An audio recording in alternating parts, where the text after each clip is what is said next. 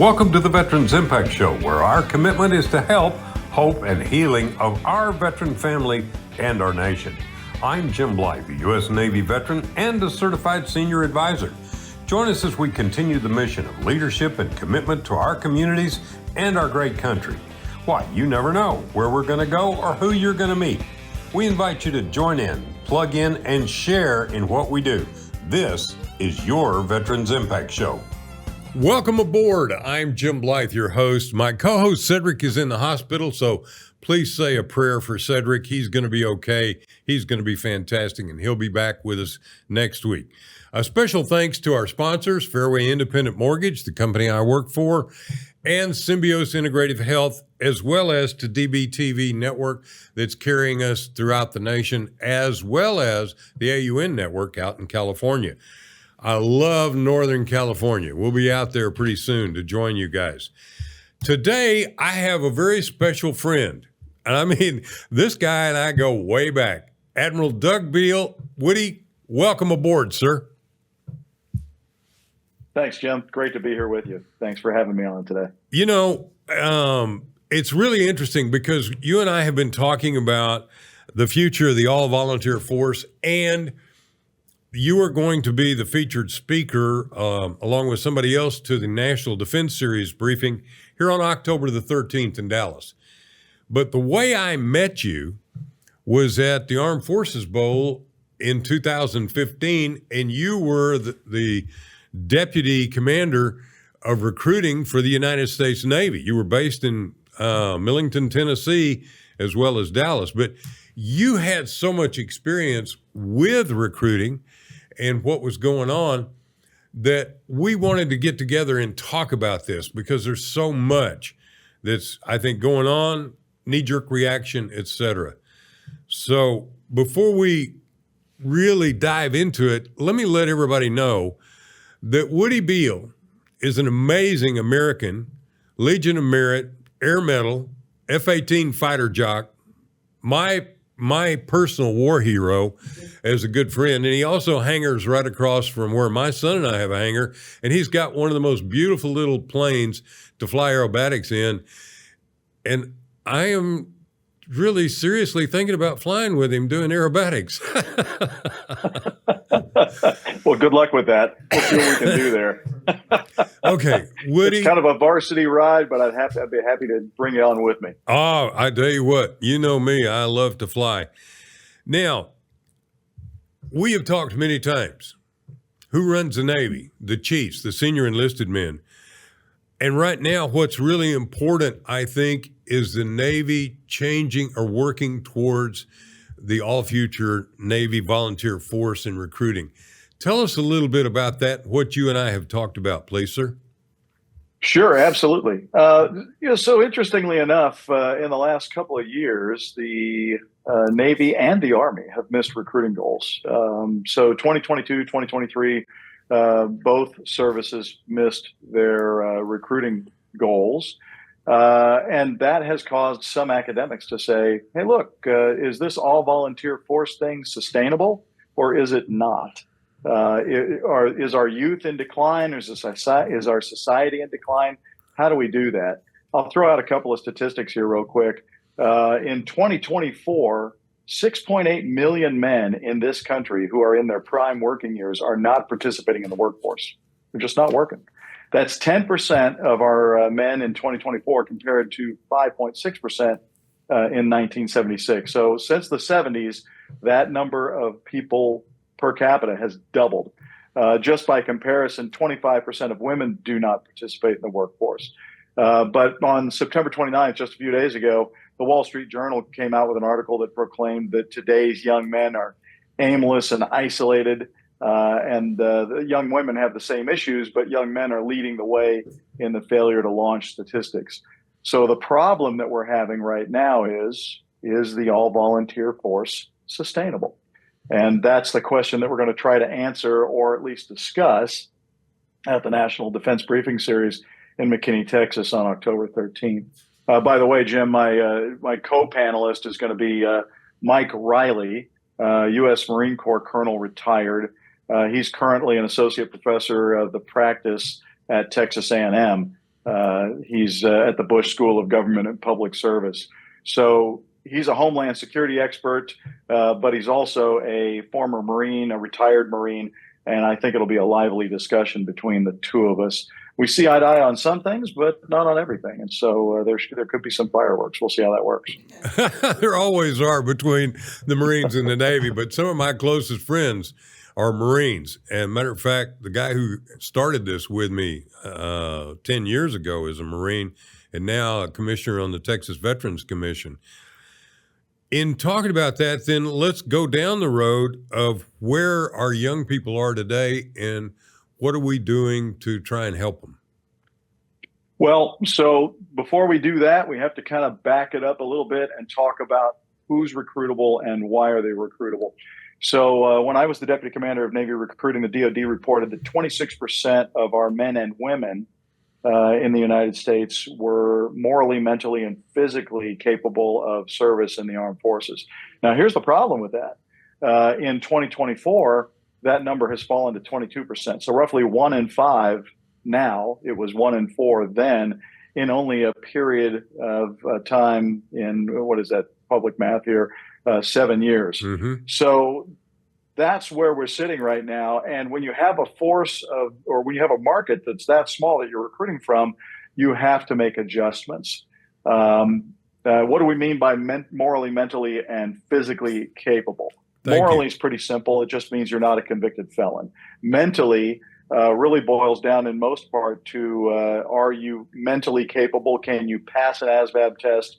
Are you not on ADHD medication like Ritalin? If you have had an ADHD diagnosis as a youth, you need to go back to a doctor, get that diagnosis reversed, and make sure you're off Ritalin for a year before the Navy will recruit you.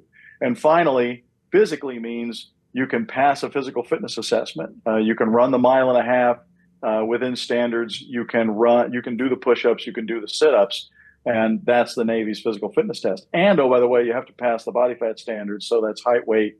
If you're close to the height, weight standards, of course, they break out the measuring tape and make sure that you're not too big to join the Navy. So these things sound like pretty easy things to make, or at least they would have sounded that way in the 80s. They would have sounded that way in the 50s or 60s. But now only 22% of our youth can pass those standards and be recruited. So what the Army started out doing and what the Navy has followed with is something called a Future Sailor Preparatory Course. And the Future Sailor Preparatory Course, or FSPC, focuses on 2 areas. It focuses on fitness, and it also focuses on academics. They're 2 separate courses. There's an academic course and a fitness course. So the fitness course will teach you how to eat right, how to diet, how to exercise, and will get the sailor in shape before they go to actual recruiting or to actual boot camp. It's done in the same facility by many of the same instructors, but it's boot camp before boot camp. Let's just put it that way.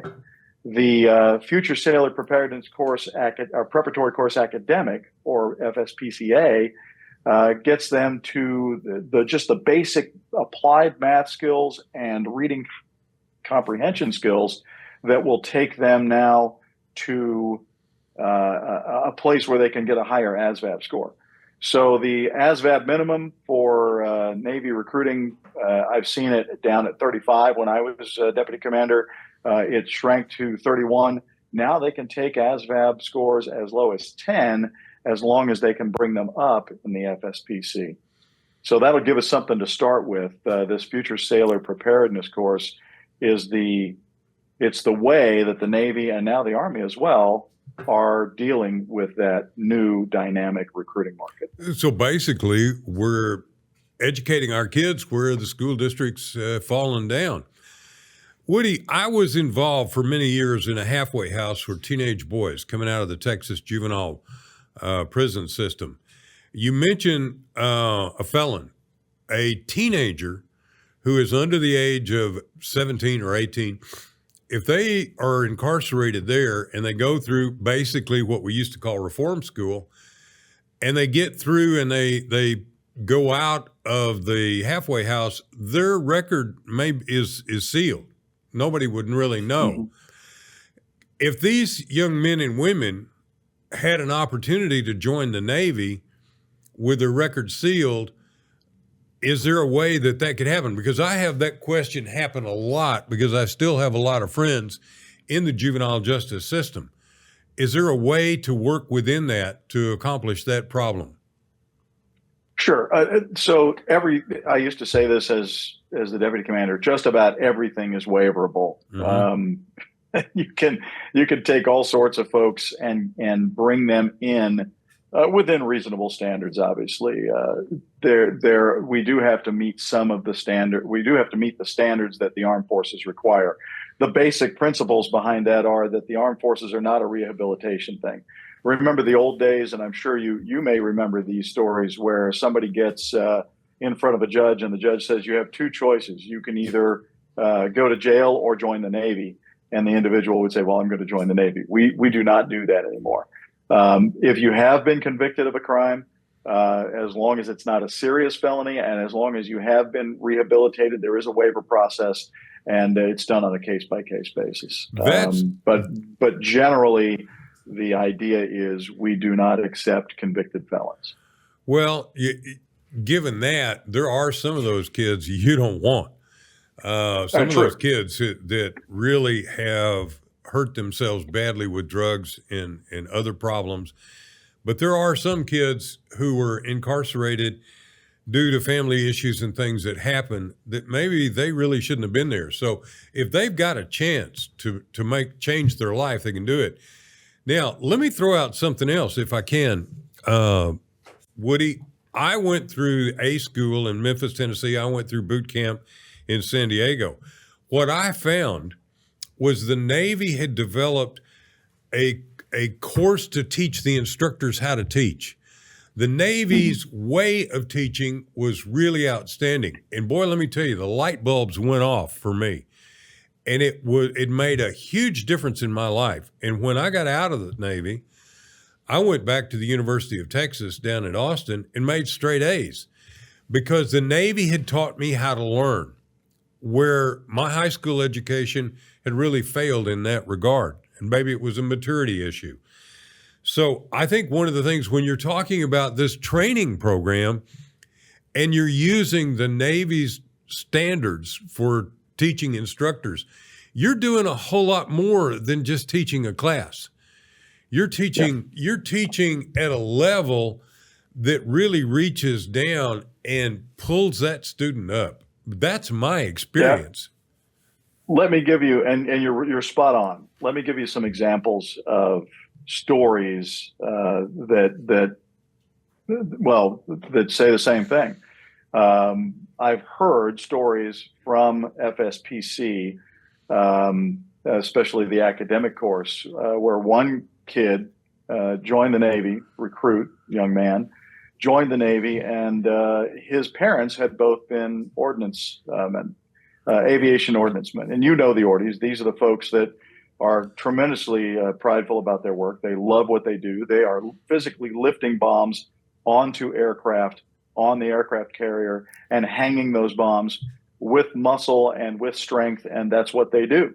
And then they also wire those bombs to the aircraft correctly. So it's a profession with a lot of pride in it.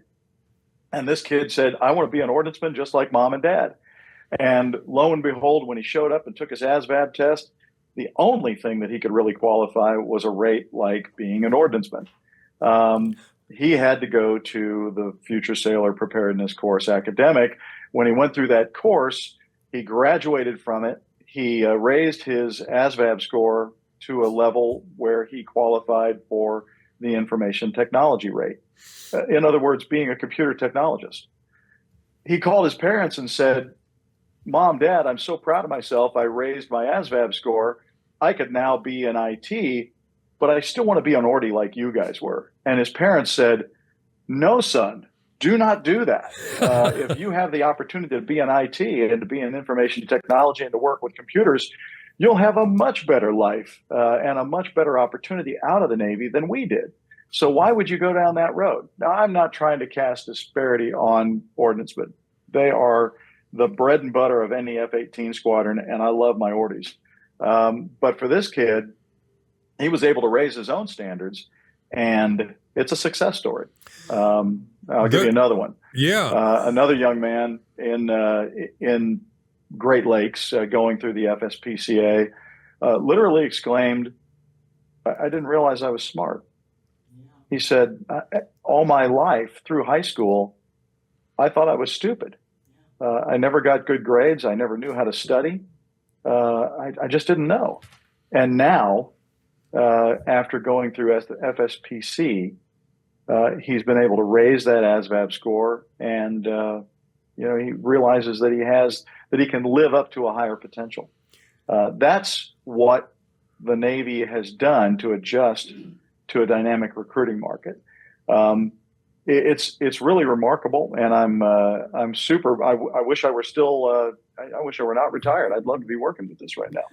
I got to tell you, one of the reasons Diane and I became instructors at Sea Cadets is to interact with those young men and women. 100% of our young men and women that goes into Sea Cadets, which is junior high and high school age children, young men and women, 100% of them graduate from high school. Mm-hmm. All of them are either going to college, many of them go into the military.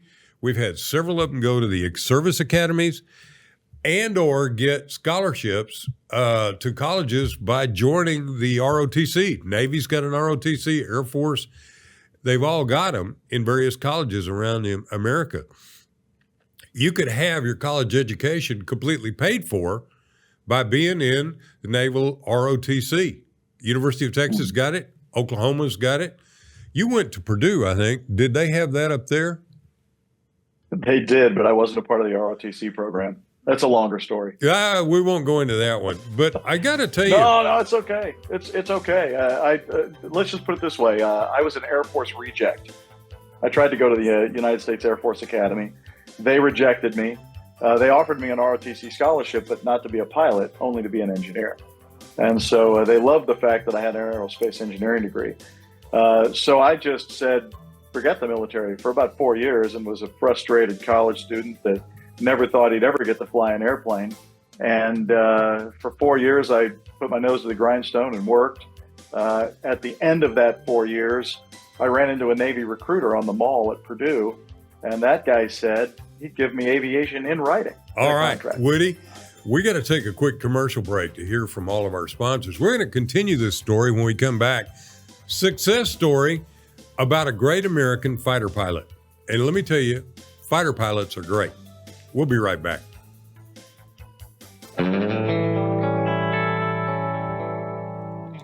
Welcome back, and thanks to our great sponsors, Fairway Independent Mortgage, Healing Thine Hearts Ministry, and Symbios Integrative Health. Now, let's get back to this conversation. We're talking with Rear Admiral Woody Beal, United States Navy retired, who was the deputy commander in the reserves of recruiting in the Navy. And we're talking about recruiting in the Navy. But let me tell you also, he and I became friends when he was doing that job back in 2015, and I met him at an Armed Forces football game. And he came on my program many times. And one day I called him up and I said, "Hey, Woody, where are you?" And he goes, "Bahrain." I said, "What? What are you doing at Bahrain?" "You were the vice commander of the 5th Fleet in Bahrain. That's the Navy in the Middle East."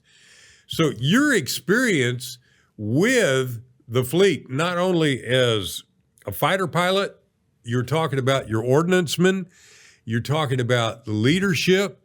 You have really done the complete gamut of that. And being in command of the 5th Fleet was, at that time, probably one of the most dangerous places in the world. Man, that was a learning experience and a half. So we're talking about, though, the all-voluntary military, and that's why you are so qualified to talk about it, because you've been there. Now, one other thing I want to correct you on, because I was in aviation maintenance administration, paperwork, but I volunteered, and I went up and worked with the ordnancemen loading bombs. There were a bunch of those guys that were not just bomb loaders, but worked with the technology in those aircraft. Now, that was the A4 way back when, which is, like a biplane today, but they did a lot of technology work. And so there's so much more in the Navy to prepare you in terms of leadership, in terms of skills, not just loading bombs, not just hooking them up.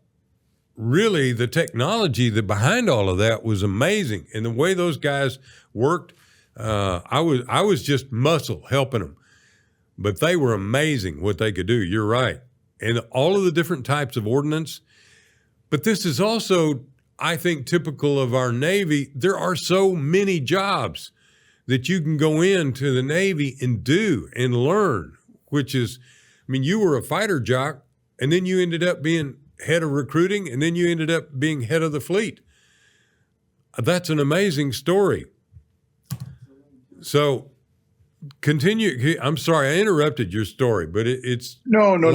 The bottom line is that after 4 years of working my way through college, I ended up in the United States Navy, being a naval aviator, which was for me a dream come true. Every time I can get a young man or a young woman into the path of military aviation, I am super happy to help them out. To your point, you're absolutely right. Ordnancemen do not just heft bombs onto airplanes. In our squadron, we had them as part of an integrated weapons team with the avionics technicians. Those folks would get together and do the wire checks. Of course, the ordnancemen also take care of the bomb racks on the airplanes. And the weapons have become more complex over time, not less complex. The joint standoff weapon, the joint direct attack munitions, some of the GPS-guided weapons that we now load on airplanes, super complex stuff. And the ordnancemen need to know how to troubleshoot that, whether to and how to figure out whether that weapon is good or bad before they load it on the aircraft. So these are things, the ordnancemen, again, not just bomb hefters anymore. You're right. I didn't mean to cast any disparaging image of Orties. Just to say that in that particular case, that young man had taken his ASVAB score to a place where he qualified for more jobs. And he was his parents were going, "Hey, take that brass ring. It's hanging there. Go ahead and grab it." You bet. Yeah, and as to the leadership piece, it's the same path that every flag officer goes through, whether they be a submariner or a ship driver or a SEAL. All of us start as operators. All of us start in our warfare specialty. And if you do well, you get an opportunity to command. If you command well, you get an opportunity to command again. The more times you get to command, the higher you may rise. The better you do as a flag officer, the more stars you may get. That's just the way the Navy works. And by the way, that's the way the other services work as well. And let me tell you, I have been amazed by getting to know you, but many other people, General John Campbell, U.S. Air Force, General Jim Williams, United States Marine Corps. You guys go through a finishing school that's pretty amazing because not everybody can make flag rank. So I think a lot of businesses try and recruit people like you, men and women who've got that tremendous leadership experience. And this is something I think also the Navy, to me, now I'm third generation Navy, Woody, but there's something about the Navy and the leadership of the Navy that I think is more outstanding than probably the other services, maybe the exception of the Marine Corps, because I think they're pretty strong. But we are very, very, very strong on leadership all the way down. And again, one of the points I also would like to make, there are many school districts in the United States that say, we don't want ROTC. We don't want our kids looking at the military. We don't want, okay? But your school districts are falling down on their educational. The military is a hand up. It's not a hand out. It's a way to get these kids excited and interesting because every child learns differently. And if you get them motivated, if you get them excited, and we take these Sea Cadets, we took some of the Sea Cadets down to Galveston to go aboard a Coast Guard cutter. These kids lit up like you wouldn't believe, get aboard a Coast Guard cutter. That's what Sea Cadets is about. That's what the ROTC programs are about. Training kids, and now we've got this Navy entrance program, which is outstanding. So when we come back, I want to go deeper into some of this, and possibly what do you think we can do to do more to help our young men and women in this nation, to help bring this nation back together? Because I think we're falling down educationally. I think we're falling down on physical fitness, and we need to help our children to be better. And as you said, a lot of kids don't have direction. Well, let me tell you, you go in the Navy, you go in the Marine Corps, you go in the Air Force, you go in the Army, you're going to get direction. You're going to get a lot of it, and it works. So we're going to be right back after these words from all of our sponsors. Thank you again to DBTV for putting us all around the world.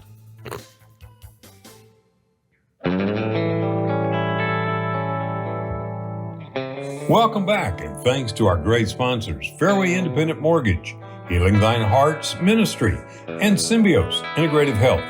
Now, let's get back to this conversation. Again, I'm talking with Rear Admiral, United States Navy retired, Doug Beal, better known as Woody, also a great fighter pilot, F-18 pilot, great person. You know, you said something that about you really would like to go back and help these young men and women. You know what you're doing? My son, you have encouraged my son so much because we got a hangar right across from you, and you guys are working together on things, and he just finished an engine rebuilding class. And I think a lot of this, he looks up to you. And I really, really see that as a very positive thing of the military influence in our community. So I reach out to all of my military veteran brothers and sisters and say, if you can, be a mentor. Woody does it to my son, and I don't even think he realizes it. Woody, one of the big questions... your son also mentors me, Jim. He's an amazing mechanic. He's a fantastic mechanic, and he's got a lot of general aviation knowledge. He's a solid pilot, just got his tailwheel certification. So I've been teasing him about that a little bit. You know, what are you going to do with that tailwheel certification now? You kind of need one of those airplanes now that you've got it. We got yeah, too it's many. good stuff. Hey, did we just break up there? No, we're good. We're good. Okay, I've been having a little internet trouble on this end. Well, you're in San Juan, Puerto Rico. Internet. Yeah, you're in San Juan, Puerto Rico, and you are a captain with American Airlines. I did ask you when you retired, how did it feel to go from being an admiral to a captain? And you said, great. Yeah, it was awesome. It's awesome because I've got a lot more free time. Hey, let me. I want to go back to something you said earlier. It was really a good thing that you said. The reason the Navy now has a future sailor preparedness course, and the Navy probably wouldn't say this, but as a retired guy, I'll say it. I think it's because society has fallen down when it comes to raising our own kids. I think we have failed in many respects, failed to instill patriotism, failed to instill just the ability to take care of ourselves as human beings. There's no reason. If you look at a picture from Woodstock from the 1970s, you won't find a fat kid in that crowd. Now, I wouldn't want to be in that crowd. But if you look at a picture of the second Woodstock that happened when, in the 90s, it seems like everybody at that one was fat. So we have fallen down, and we have not raised our kids to be, in many cases, responsible, productive human beings. Sometimes we forget that as parents. So do I put the blame on the kids? No, not as much as I put the blame on the boomers and the Gen Zers who maybe raised them. That's where we've got to focus our attention. Again, the Navy's reacting to that with this future sailor preparedness course, and there are going to be successes from that. But I'm not afraid to say that if you're going to raise kids that are out of shape, overweight, and not able to do even basic math or reading comprehension, then that's the recruiting market we're going to have to pick from. And by the way, our society, it does put our society in decline. I look out there, and I know I'm doom and glooming here for a second, but I look out there and I see all these folks who are on social media and trying to project the perfect online image. And it just leads to, especially in young people, rampant narcissism. The military can fix some of that, but again, it's not a rehabilitation program. It's an armed forces that is supposed to be out there to kill people and break things and to forward our national interests. That is what the military does. It is one arm of power that the president has in order to forward U.S. national interests. We got to raise better kids, folks. That's the bottom line. Well, I think it's also, if you go back, my father was born in 1920. He went through World War II. My grandfather was Navy, career Navy in World War II. They came from an agricultural nation. They came from working hard. I remember my dad encouraging me, and my first job was 14 years old, changing tires and lubing cars in a Texaco gas station. I don't see a lot of that today with this same motivation. Matter of fact, I'm running into a situation where a lot of kids don't want to drive a car. Woody, when I was a kid, there was always somebody in the neighborhood was tearing down an engine or tearing down a transmission, and we were building hot rods. And that was, loving drive a car. That was the big thing when you turned 16. I think a lot of these values you're right, have gone by the wayside for whatever reason. I think a lot of this too, I attributed to Vietnam in the press and how they really hurt this nation and hurt people in a big way with a lot of disparaging things that were said and done. I encouraged some of that. A lot of other people did too. We can't be a nation of fear. We don't need to be a nation that, as you said, the Navy is here to break things and kill people. No, we're really here to protect. A police officer carries a gun. He doesn't want to use it. We carry probably the greatest armaments in the world. We don't want to use them. What we do want to do is be that force for good that basically keeps the bad guys under control. That's why they're police officers.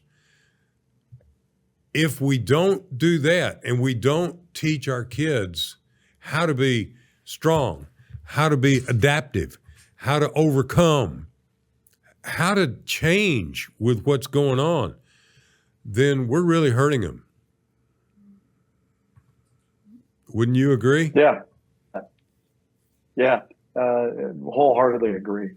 The issue that we have right now is a societal issue. It goes much deeper than any military accession program can fix. It's a societal problem. Part of it boils down to information. Part of it boils down to people buying too many items from the middle of the grocery store instead of the perimeter of the grocery store. I'm not a diet expert by any stretch of the imagination, but I will say that we just spend a little too much time, all of us, in our screens, and maybe not enough time moving around and getting out there. And let's face it, we got to eat less and move more in order to be a healthier society. That said, we also need to stop listening to audiobooks and pick up an actual book and read it now and then. Take a quiet moment and sit down and read that book. Maybe start with the Bible. That's not a bad place to start. But my goodness, get out of the screens and get into some of the more old-fashioned stuff that made us a stronger society. Those are the changes that we've had between the 70s, when I grew up, mostly, the 80s, where I graduated college and joined the Navy, and now. Without a doubt. And I think that basically looking at the service, as I know a lot of city councils and school districts have said, we don't want any part of the military. That's a very, very bad way to look at things, because the military teaches kids leadership, adaptability, how to overcome things. That's important. When you go into the world, you got to learn how to work with people too. We led the way, and it wasn't perfect. We led the way on integration, without a doubt. But it wasn't perfect. But I had all races working in my squadron together, and you don't look at somebody as whether they're black or brown or yellow or green or purple. You look at them as your shipmate, and you got to cover their back. You got to work together as a team. And that is a team building thing that is really amazing. When you watch the symphony and orchestrated dance of a flight deck during flight operations, you begin to see how these guys work together. It's amazing. It's pretty incredible. To your point about high schools, it's more than just about JROTC. Federal law requires high schools to allow recruiters to have access to those high schools. That doesn't happen in states like Texas, but in other states, high school superintendent or school district superintendents and high schools try to get around that policy by isolating those recruiters, forcing them to sit under stairwells and not have as much access to the students. But recruiters are supposed to be allowed, again, by federal law, to interact with high school students, to go into high schools and present their product and see if they can get students to join the military. There's a lot of data that goes along with the propensity to serve, and that's interesting to get into sometimes as well. The Solomon Act requires or allows the military to collect high school academic data to help in the recruiting process. It actually overrides some of the privacy protections. So there are tools out there.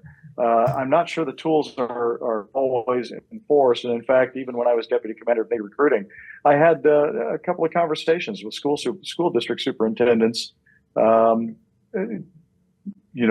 them, look, you are required to, by federal law, our recruiters into your high schools.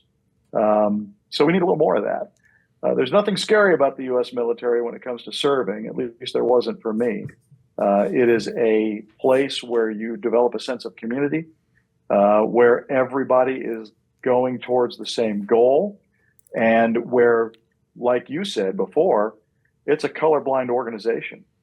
Absolutely. Every now and then I'll see a news outlet. Go ahead. No, finish. I'm sorry, I interrupted you. Every once in a while, you see a news outlet. Every now and then, I see a news organization talk about wokeness and how the military is too woke, and the millennials are not good enough to serve, and they'll do poorly out there. Here's the deal: I look at wokeness in the same way that I look at the repeal of Don't Ask, Don't Tell. When that happened in around, I think it was 2012. The Navy said, we're going to repeal Don't Ask, Don't Tell. Well, before, if you were gay and you wanted to serve in the military, we couldn't talk about it. We couldn't ask you whether you were gay. After that, the Obama administration said, nope, we're going to repeal that. We're going to allow people to openly serve when they're gay. And as a senior guy, I kind of looked at that and went, uh-oh, this is going to be a problem. We're going to have some gay sailors thrown over the side of ships because their buddies are going to find out they're gay, and they're going to toss them over the edge. In reality, what happened was the repeal went down, and the very next day, nobody cared. Nobody cared. And the reason nobody cared was because all those young sailors already knew that Seaman Timmy was gay. Yeah. They didn't care. All they wanted was a teammate that would have their backs, that would fight the damage control fire on the ship right alongside them, and that would do their job. That's all they cared about. So I don't worry about the wokeness too much. I do worry about reverse discrimination. That's wrong. Anytime we're adjusting quotas by color, I think that's an issue, and we have to be careful of that. But I don't worry about wokeness per se. So and I think that's really important. And I ran a company that we had a design center, and all my tenants were gay, and I got to know them. And I had some great friends, and their creativity was amazing. They knew I wasn't, but we all got along and worked together. That's the key, working together. And the way you work together is you work together. You have a common goal you're trying to accomplish. And the military gives you that common goal, gives you that training, gives you that leadership and ability. Is it perfect? Nothing's perfect. But it's probably one of the best things we've got. And I think the military has led the way throughout this nation's history. And I think it's really kind of tragic that the press has alienated a lot of our American families from the military, saying, oh, I don't want my kid to be hurt. I don't want this. One of the things you and I talked about, too, was some of these organizations that really emphasize the wounded warrior syndrome or wounded warrior things. And yes, but I got to tell you, there are civilians that are just as wounded. There are people who are amputee victims, and I found out, hey, you're a diabetic and you had diabetic ulcers and they had to amputate. It wasn't a military deal. And so what we find is a lot of misinformation that I think is affecting people and creating fear. Wouldn't you agree? Absolutely. The funny thing is that the Joint Armed Forces Marketing Research Surveys, they're always doing some survey or another that talks about whether or why youth join the military or don't join the military. But one of the things that they put out last year was that 79% of young people will not join the military because they think that if they join the military, they might be killed or lose a limb. And we've had this conversation before, Jim. I think that many of these organizations, Wounded Warriors being one, Tunnel to Towers, Folds of Honor, they're all doing honorable work. And in fact, I'm a donor to several of those organizations. But I do worry about their advertising because in the world of national advertising, when you keep flashing images up of these amputees and burn victims and PTSD victims, you put them all on the screen. And what that does is influences the young people, and the young people go, oh man, I do not want to be that guy. So there's no way that I'm joining the military. Even though you're more likely to get killed in a car accident than you are to die on the battlefield in the military. Yeah, let me tell you, Diane and I coming down here from Princeton and the Dallas North Tollway and LBJ traffic and all that, you're taking your life at your hands,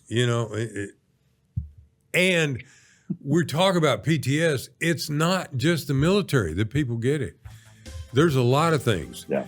So when we come back, we're going to be wrapping up with Admiral Doug Beal, better known as Woody to all of his friends, retired U.S. Navy 2-star admiral, amazing servant, amazing man who does a lot of great things. And he is going to be one of two featured speakers at the National Defense Series briefing. Colonel Michael Riley will be from the United States Marine Corps, retired, will be the other speaker, which is going to make it really great.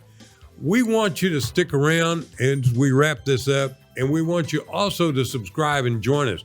Share this program. Share it with school districts. Share it, because what you don't know will hurt you.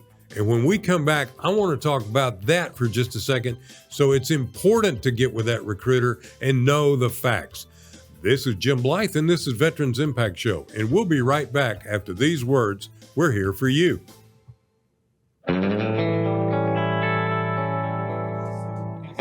Welcome back, and thanks to our great sponsors, Fairway Independent Mortgage, Healing Thine Hearts Ministry, and Symbios Integrative Health. Now, let's get back to this conversation. Woody, this is a great conversation. We're talking about lifting young people up, giving them objectives, giving them challenges, giving them a chance to get stronger.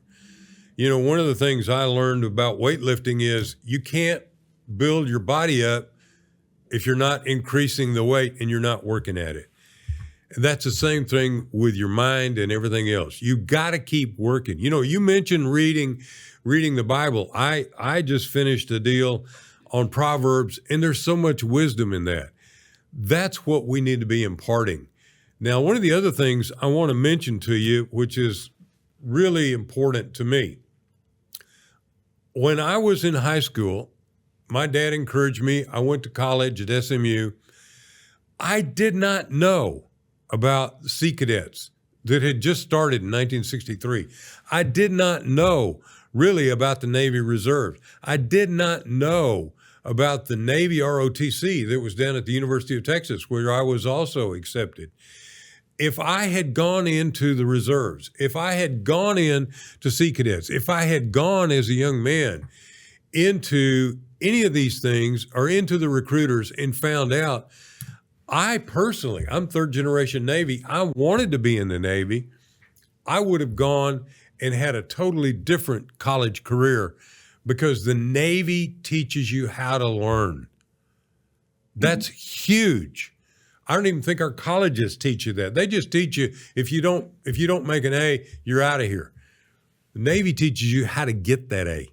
So I want to make a point of, hey, to parents, go see the recruiters. Go find out what's available. You know, you're a hardworking family with 3 jobs and you're trying to make the ends meet and your kids want to go to college.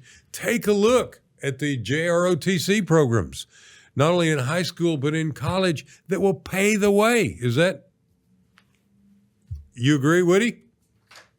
Absolutely, I agree. I'd also like to say that, I put a little doom and gloom out there with what the recruiting market looks like and what our young people are doing today. But I do have to put something out there that's interesting in the middle of that doom and gloom. The Middle East is a powder keg right now. Oh, Lord, yeah. USS Eisenhower just returned from their deployment maybe less than a month ago. And they were out there for 7 months under the constant threat of attack by the Houthis off the coast of Yemen in the Red Sea and through the Straits of Bab el-Mandeb. That is a very, very volatile area. And again, constant threat of attack for nearly 7 months at sea continuously. And you know who mans that ship? You know who those sailors are? They're all Gen Zers. Yeah. They're all age 27 and under. That's Gen Z. There's a few millennials up there in the 04 ranks and with the chiefs, and then of course there's probably a boomer in command, maybe as the strike group commander. But the bottom line is the majority of those folks on that ship excelling in combat, again under the constant threat of attack from drones and from missiles from the Yemeni coast. Success story, Gen Z. So I don't want to make it all sound bad. We have some great success stories. And those success stories were brought about by the institution of the United States Navy. All those sailors went through boot camp. All those sailors learned the way the Navy learns. And all those sailors were successful as a team. And I think that's something that we need to emphasize. You know, I'm reminded of the story of the 2 shoe salesmen that were sent to Africa. One of them called home and said, nobody's wearing shoes. I can't sell anybody anything. I'm coming home. The other guy called back and said, my gosh, you sent me to heaven. This is a great place. Nobody's wearing shoes, and we've got everybody we can sell shoes to. It's how you look at it. And with these younger generations, I think the Navy is taking that second approach. What can we do to lift people up? It's not the Navy. It's the Navy, the Army, Marine Corps, Air Force. We are lifting young generations up, not a hand out, but a hand up. And I think that's what we really need to be focusing on. The institution has adapted to a dynamic recruiting market. The leaders have figured it out, and they're using a good strategy. I think that's something that's very important, again, to emphasize. And I'll say this about the all-volunteer force, which is where we started this discussion. And this is my thesis as well. If we try to go to a draft, if we try to go to a force that is conscripted, I think we're setting ourselves up for failure. There are a lot of technical reasons why I think it's a bust. But the biggest reason really is that if we can't get people to volunteer to serve in our nation's military and to defend our freedoms, which is really, as you said before, that's the reason the military exists, is to defend our freedoms, to support and defend the U.S. Constitution against all enemies, foreign and domestic. That's part of the oath. But if we can't get people to do that voluntarily, then we don't deserve the freedom that those that came before us fought and died for. Amen. We need to keep it an all-volunteer force. And we need to look at bringing this nation back together. Again, one of the things I want to mention is the National Defense Briefing Series, NDBS.org. Is that right, Diane? Yeah. She's showing me this. My wife is my producer. Thank God for her. I couldn't find my way around a computer if I had to without her. So I want to say thank you so much, Admiral Beal, for all you've done, and all you've done for our youth too, as the deputy commander of recruiting back when I met you in 2016. I also want to thank you for putting me aboard the Truman in 2017. That was a wonderful experience that I will never forget, and we interviewed a lot of great people. So, Admiral Beal, thank you for being on board. I always close with a prayer. Lord God of the universe, we're so thankful for you and thankful for the hedge of protection that you defined in Psalm 91 around all of our active duty military, around our first responders, those who run into the fire instead of away from the fire. Dear God, we're so thankful for our veterans. Guide and direct them to help bring this nation back together, one nation under God, indivisible, with liberty and justice for all. Thank you, dear God. This we pray in your holy name. Amen. Amen. Woody, you have a great trip. You're going to be flying back from San Juan tonight. It's going to be great, man. It's a beautiful night. We'll see you this next week. You bet. Thank you.